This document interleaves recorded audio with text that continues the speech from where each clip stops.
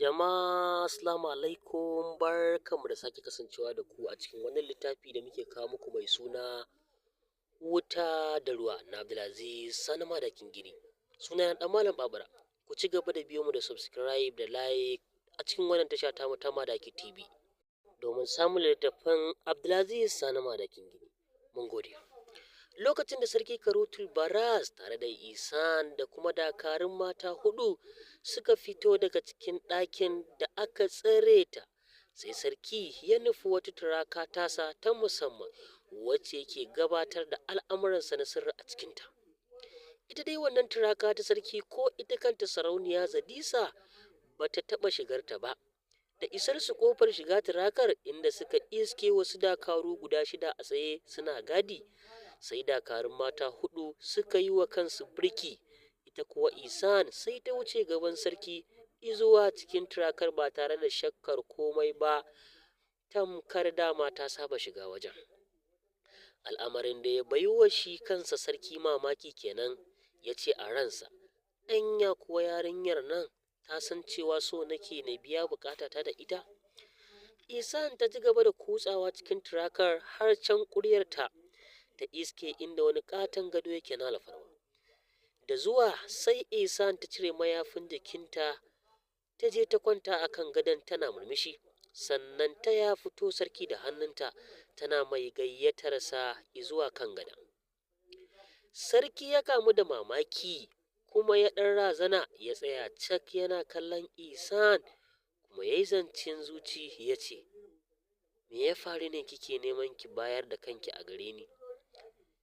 Isan ta yi murmushi ta ce, tun farkon gani na da kai kallon sha'awa ne akan idanunka.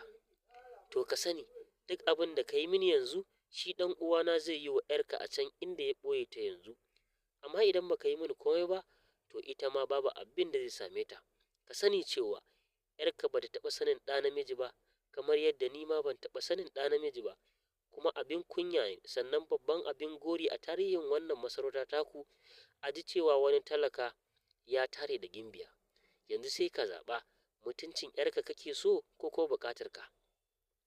Lokacin da Isan ta zo nan a zancenta, sai jikin sarki ya yi sanyi, ya dubi Isan cikin alamu na rashin yarda ya ce, ta yaya zan gamsu cewa idan na taɓa mutuncinki a nan, ɗan uwanki ma zai taɓa mutuncin ‘yata a can inda suke. Isan ta taso daga kan gadon ta zo dab da sarki ta dube shi ta ce, yanzu ka aika can ƙofar fada a ɗauko maka wata wasiƙa wadda aka harbo da kibiya ta take a saman katanga. Ko da jin haka sai sarki ya juya da sauri ya fice daga cikin turakar, dakarun tsaro suka mayar da ƙofar suka rufe Isan a ciki.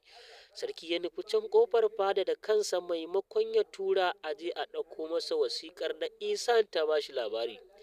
Da isar sarki ƙofar fada ya ɗaga kansa sama, ai kuwa sai ga wasiƙar a soke jikin katanga da kibiya. Nan take ya sa wani badakare ya hau sama kan katangar ya ciro wasiƙar tare da kibiyar da ke jikinta, ya sauko ƙasa ya zo ga sarki ya risina ya miƙa masa wasiƙar. Sarki ya cire kibiyar daga jikin wasiƙar sannan ya warware wasiƙar, sai ya ga guntun gashin gimbiya a ciki gami da zoben hannunta na dama. Sarki na ganin waɗannan abubuwa biyu sai ya firgita, ya ɗan ja da baya ya yi shiru yana tunani, sannan ya fara karanta rubutun wasiƙar kamar haka. Takarda daga hannun jarumi Ra'is zuwa ga sarki Karutul Baras. Ina mai sanar da kai cewa wannan wasiƙa tawa jan kunne ce a gare ka. Ka sani cewa ina daga nan inda kake. Duk abin da ka yi wa ‘yar uwata ina gani, don haka nima abin da zan yi wa ‘yarka kenan. Idan kunne ya ji, to gangar jiki ya tsira. Ko da sarki ya gama karanta wannan wasiƙa sai ransa ya ɓaci kuma hankalinsa ya tashi, ya yayyaga wasiƙar ya watsar da ita a ƙasa, ya tambayi kansa ya ce, ta yaya wannan yaron yake iya ganin abubuwan da suke faruwa a nan cikin fadata? Alhalin an ce ma'abota addinin musulunci ba sa yin tsafi. To in dai haka ne akwai mai yi masa leƙen asiri daga cikin mutanenmu, ko ba wani bane nake zargi face mai baƙaƙen tufafi. wai shin waye wannan mai baƙaƙen tufafin? Lalle yanzu nake so na gano ko waye wannan mace amana tawa. Sarki na gama faɗin haka sai ya aika ya ce aje a gaya wa sarkin yaƙi Darman lallai ya zo su gana yanzu a ɗakin gani. A can kogon dutse kuwa inda Ra'is ya ɗaure Gimbiya Barlisa bayan ya ba ta ‘ya'yan itatuwa ta ƙi ci kuma sun yi maganganu sai ya rabu da ita ya je ya kwanta akan wata shimfiɗa da ke can nesa da ita.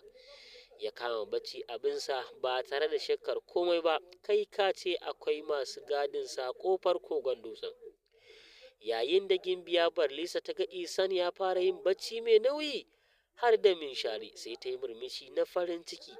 Nan take ta dubi sarƙoƙin da ya ɗaure hannayenta da ƙafafunta, kawai sai ta ƙarƙara waɗansu kalmomi na tsafi ta karanto su. Nan take sai sarƙoƙin suka tsinke suka zube ƙasa daga jikinta. Gimbiya Barlisa ta miƙe tsaye a hankali ta je inda Ra'is yake kwance tana sanda don kada ya ji motsin tafiyarta ya farka. Tana zuwa dab da shi sai ya ɗauki takobinsa wadda ya jingine ta a jikin dutse dab da shi. Ta ɗaga ta sama da nufin ta soka masa ita a cikinsa. Ba zato ba tsammani sai ta ga wani tsuntsu ƙato ya taso a sama ya kawo fuskarta ya kushi da faratan ƙafarsa. Ba shiri ba tsammani takobin da ke hannunta ya faɗi ƙasa kuma ta kurma ihu cikin razana.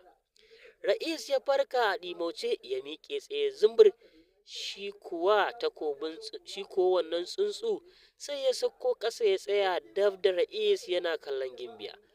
Ra'is ya dubi Gimbiya ya yi murmushi sannan ya ce, wato kin yi niyyar ki kashe ni ko? Amma wannan tsuntsun ya ceci rayuwata.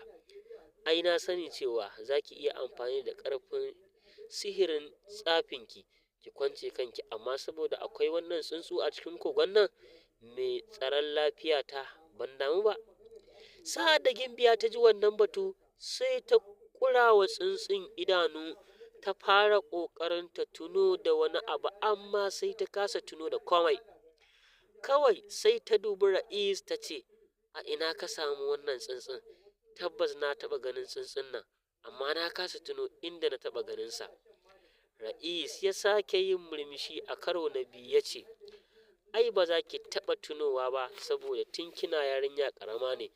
Yanzu ba so kike ki gudu ba daga cikin kogon nan? To ga hanya nan ki gudu na gani idan za ki iya. To masu sauraro za mu kwana nan sai kuma haɗa episode na gaba. Ku ci gaba da bibiyar ma cikin wannan tasha ta Madaki TV inda muke karanto muku wannan littafi mai suna Wuta da Ruwa. Littafin da Abdulaziz Sani Madakin Gini ya wallafa. Wanda ni na kwa ko da yaushe ɗan Malam Babura nake karantawa.